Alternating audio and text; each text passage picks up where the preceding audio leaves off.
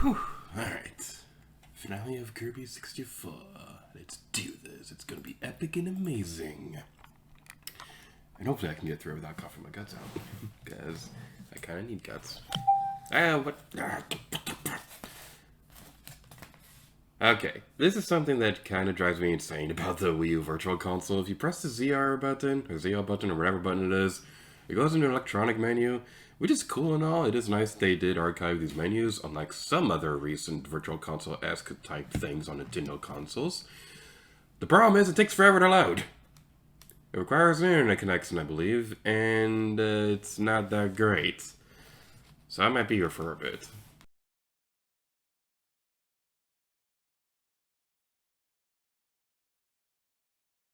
Come on, Wii U, it's literally a PDF file! What's taking so long? And of course it couldn't display.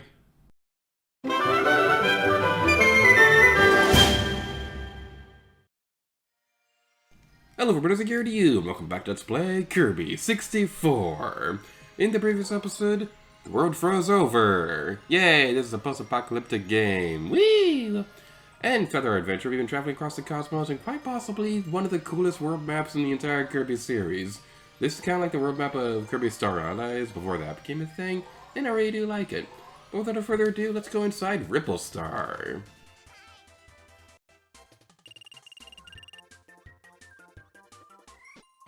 There'll be a cake off in the distance over on the left that we can collect, and it's going to be pretty nice and dandy indeed.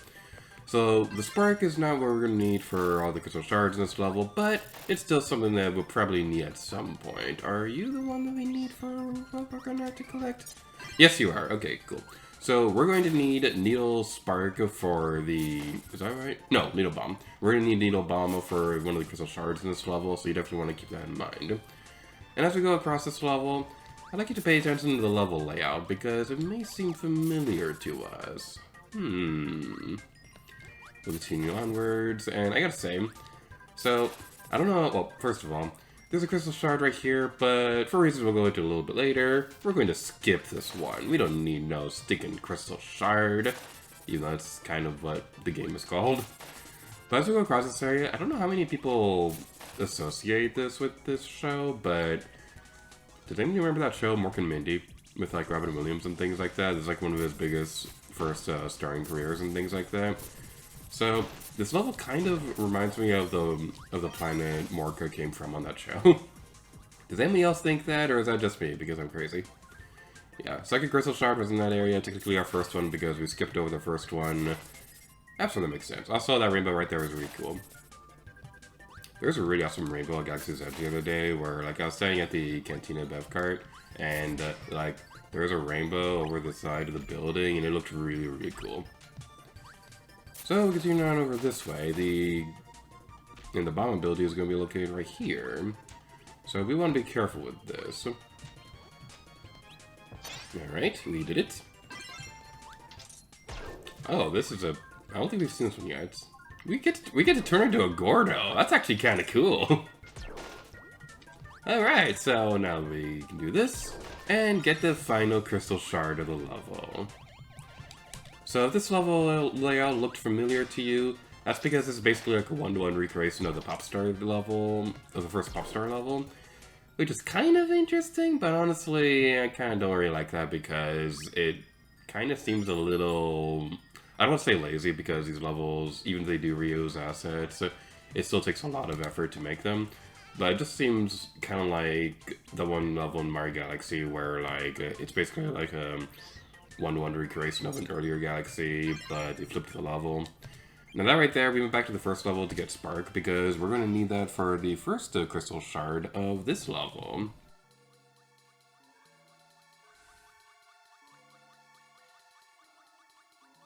We can see off in the distance, the Ripple Star Castle is kind of being invaded by complete darkness. Ooh, ominous.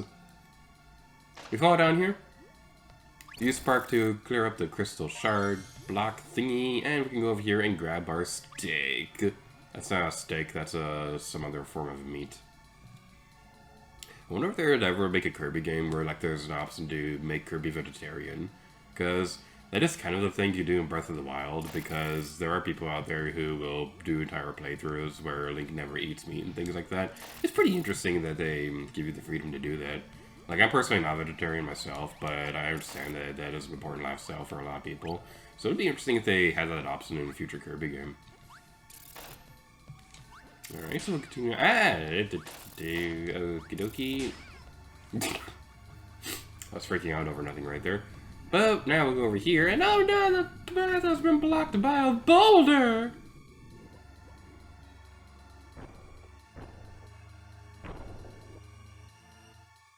I love that detail that DDD like swipes away the pathway with his hammer. That's a really fun detail. And also, King DDD's head will follow you around. And I don't know what it is, but when the games do that, where they're like a character head will follow you around, it's always kind of creepy. It reminds me of Tomb Raider, how there's that one mummy guy in the 4th level that will like follow you around. It's kind of creepy. So we're going to get rid of Spark, and you get Cutter, because we're going to need that for the 3rd Crystal Shard, but not the next one. Alright, we'll continue on over here on our merry way through our path of glory. There we go. There's a maximum tomato over this way. I was watching SpongeBob the other day, and Sandy pronounced tomato as tomato at one point, and I wonder how common that pronunciation is, because, like, I know, like, because, like, I think, actually, another thing, but I think Mater may have said that at one point in Cars, because he was like, it's like, tomato, but without the toe. So, like, was he saying tomato with, like, a funny accent, or was he saying tomato like a towing car thing? I don't know. These are the thoughts that go into the mind of a gator when he is bored. Which happens a lot nowadays because I live independently, because I'm a grown-up. And you know what I realized the other day? So, I realized this morning, I'm older than Google. Google was established in 1998. I'm born in 1997. I'm old.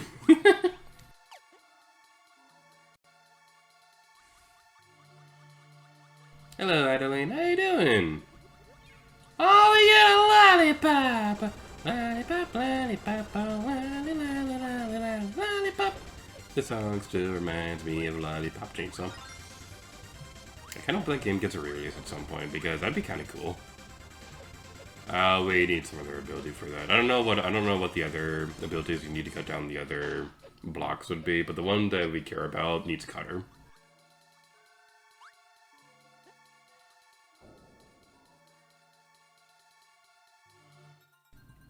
Okay, I'm getting a little bit better at this minigame. Of course, I try to say that, I fail. So, I was told in the comments that it's Kirby's arm positioning that tells you what you're supposed to do for that. Even with that in mind, I'm still bad at it, because, like, I don't know what it is. I'm just terrible at that minigame. Like, I do understand that, like, when Kirby swings his arm backwards, that puts more momentum into his jump. I get that. It's just I'm bad at it.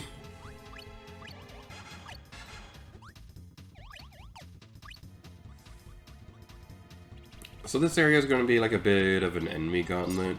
And it's going to be really nice because this is a pretty good level to experiment with the different copy abilities you can try. Now, I know for a fact that we haven't really shown off every single copy ability combination throughout the game, and we probably could have done a little bit of a better job at that, but I did promise that anything that we didn't show off during the main campaign, we will be demonstrating during the bonus episode and things like that. But to be honest, I also haven't been keeping track of which ones we've shown off, so that is a bit of a mistake on my part. So we're going to need a burn needle for one of the crystal shards coming up, and hopefully it comes up pretty soon, because we're going to need it, like, immediately. Well, not immediately, because we don't need it in this area. I think we're going to get one pretty soon. This isn't that tough of a level, it's just that there's going to be a lot of enemies, so it could be a little bit overwhelming. Alright, let's do that. You are kidding me. You are freaking kidding me. Both enemies are right there.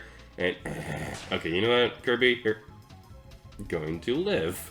I was trying to kill Kirby right there, but somehow the penguin blew up. Okay, can we go back, please? Let them respawn? No! Redo. Redo. Back to where we were a moment ago. Now we got the thingy that we need. Yay! Alright, take care of you. This is what we need, right? Burn needle? Yes, it is. Okay, cool. Alright. Now we'll be moving on to the next area, and I want to be careful because I do not want to lose this copy ability because, well, it's not that much effort to go get it again if we need it, but I don't want to do any kind of effort. Effort is just gross. Why would you ever want to put effort into anything? That's what we call sarcasm in this industry. Also, I apologize if my voice sounds a little bit different in this video. I am sick. I'm sick of making these videos. That is what we call a pun. Is this the room we needed this in? Yes, it is. So why is the thing not spawning? Okay, we got that. Yay, we did it! Okay, so it doesn't spawn until after you defeat all the bad guys. That's good to know. Okay, watch out for these jerks. This is a very pretty wallpaper, by the way. It kind of reminds me of like an Animal Crossing wallpaper, with all the pretty colors and things like that. So the final Crystal Shard is going to be taken care of after we finish this next enemy gauntlet, so that's kind of interesting. I gotta say, this level, it's probably more fun to like just experiment with the different copy abilities in this level, more so than like anything else and things like that. So this isn't really that difficult of a level. It's really weird because the last couple of worlds have kind of been difficult for Kirby level design and things like that. So it's kind of interesting that this world just hasn't really been that much of a challenge so far. Might also help because, like, you know, I'm actually practiced for this world, so I actually know what I'm doing for once. Back in the good old days, I thought this would be a simple Let's Play, but it turned out to be more complicated than I could have possibly imagined. I have a terrible imagination, so that's why Let's Playing Kirby seemed simple. Can you please die? Okay, we're gonna not throw that at you. Okay, fine. Oh no, I wanted to see what Spark and Missile did.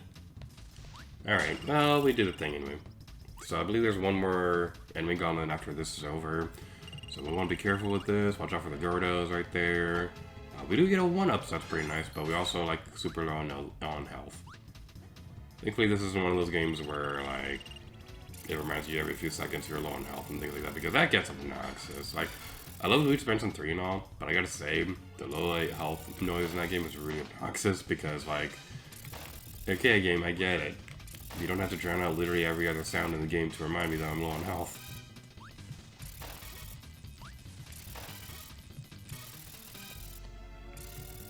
Okay, this is probably like a good ability to keep and things like that.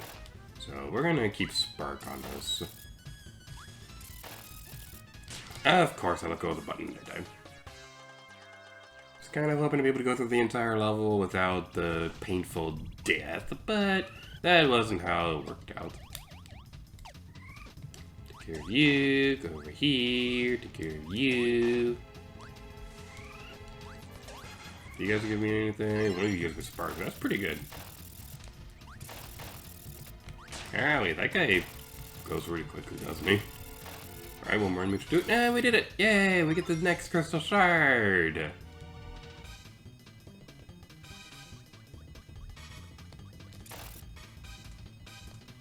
We're approaching the end of the castle. We can see the dark matter is up there. Okay, what do I want? Let's go with 1-up. Yeah, we did it! Aside from that one incident, we did a pretty consistently good job on the end level minigame thingy right there. And now we're arrived at the center of the darkness and Ripple Star, Miracle Matter. So Miracle Matter is going to be a pretty interesting enemy to deal with. So it's basically going to be replicating all the copy abilities that you've been using throughout your journey, and it will only take damage from the exact copy abilities it's replicating. So right now, it's using Rock. It's only going to take damage from Rock. So having a copy ability will actually be a bit of a disadvantage during this encounter. So you definitely want to keep that in mind. So the ones that I usually consistently have trouble dodging would have to be like Cutter and things like that, but as I've continuously failed in this boss fight over and over again because I keep dying to the stupid thing, I'm getting progressively a little bit better each time, so hopefully we'll be decent at this at some point. So now it's going to be replicating ice. So, come on, let's do that. We don't take damage. Okay, we're still good. We still have like 2/3 of our health. So we should be okay. Whenever you try attacking when it's not doing a comp ability, or if you attack using the wrong ability, then it's going to have like a force field that'll prevent you from being super awesome. And, okay, I freaking hate the cutter ability during this part. It's the one that I usually consistently always have trouble dealing with. It's not a very pleasant experience. And okay, I was too slow for that one. Usually you attack you spinning the other direction, so I wasn't expecting that one. So now we have this one. We have evil bubbles to deal with.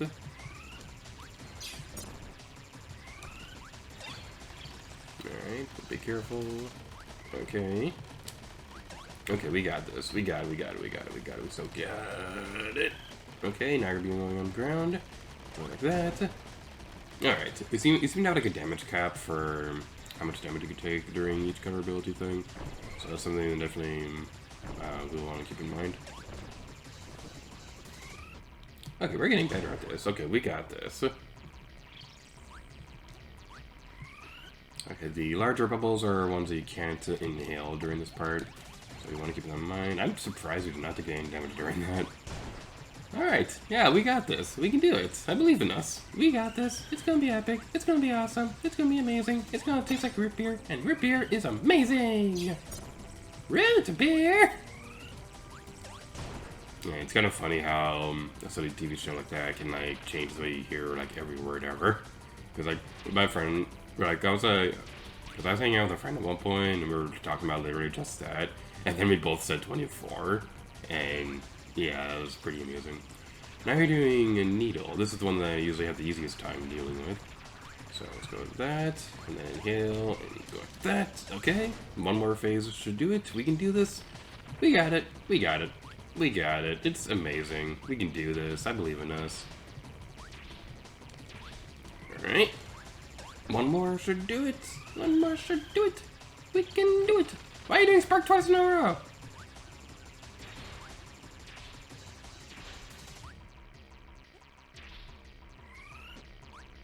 Okay, one more should do it now. You did Spark 3 times in a row. Come on, dude. You're smarter than that. You should know that we're awesome and indestructible. Because we have plot armor. Except not, because we kind of had a game over earlier. You're doing Spark 4 times in a row. Okay. This reminds me of the Harry Potter and the Chamber of Secrets game on like Xbox. Because there was one time where one of the bosses in the game did their big weakness like 5 times in a row, and I was able to beat it in less than a minute. But now we did it! We got the final crystal shard! Ignoring the one that we missed earlier in the episode.